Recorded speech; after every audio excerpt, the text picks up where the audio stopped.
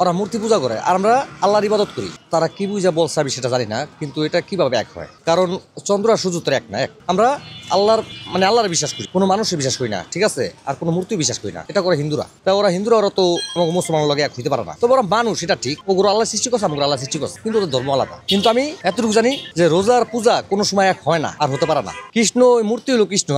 আমরা কি কৃষ্ণকে ভালোবাসি? আমরা ভালোবাসি আল্লাহরে। আমরা ভালোবাসি আমাকে নবীজিরে, হযরত মুহাম্মদ সাল্লাল্লাহু আলাইহি ওয়াসাল্লাম আমাদের নেতা, ঠিক আছে? আমাকে নেতা হলো একজন। আমাদের নেতা কোনো আওয়ামী লীগ না, কোনো বিএনপিও না। আমরা ভালোবাসি মুহাম্মদ সাল্লাল্লাহু আলাইহি ওয়াসাল্লাম রে। আর আমরা ইসলাম হিসাবে জামাত ইসলামকে আমরা ভালোবাসি।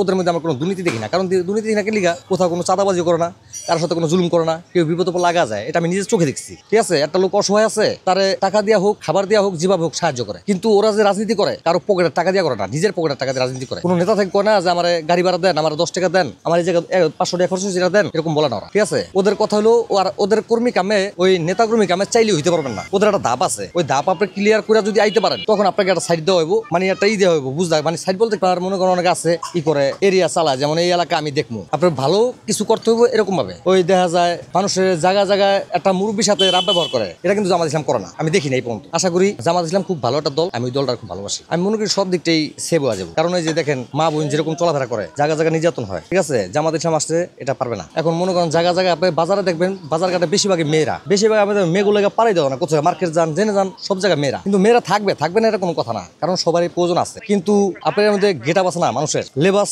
আপনার অনেক আছে, মনে করেন যে প্যান্ট শার্ট করে কোনো বোকরা পরে না, চেহারা চোরা ঢাকে না, এটা তো জামাত ইসলামের মধ্যে নাই। জামাত ইসলামের কথা হলো তুমি পদাশীল করো, পদাশীল ভাবে চলাফেরা করো, তাহলে কারো নজর পড়বো না।